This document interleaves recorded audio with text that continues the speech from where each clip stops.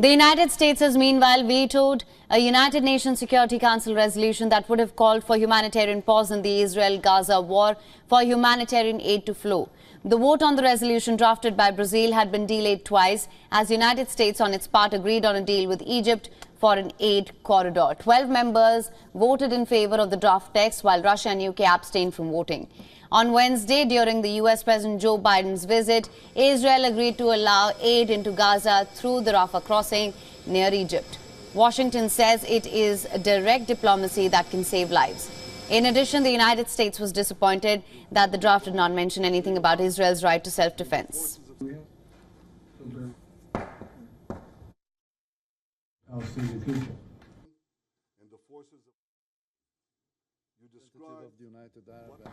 Speaking at the UN meet, the Palestinian envoy made an emotional appeal to stop the bloodshed in Gaza. Riyad Mansour slammed the UN for failing to approve a resolution for humanitarian pause.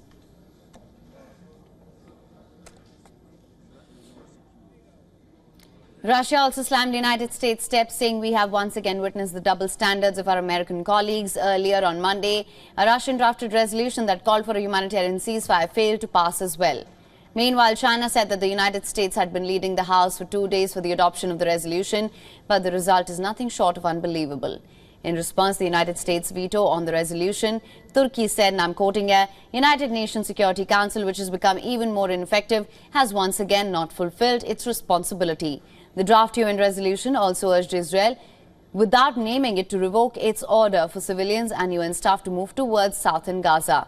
Israel ordered some 1.1 million people in Gaza to move to the southern part last week, as it prepares for a ground offensive after the deadliest Hamas attack on Israel in its 75 years of history. The resolution, while condemning all violence and hostilities against civilians, also called for immediate and unconditional release of all hostages. Hamas is holding nearly 200 hostages at different locations in Gaza, and this includes Israelis as well as other foreign nationals.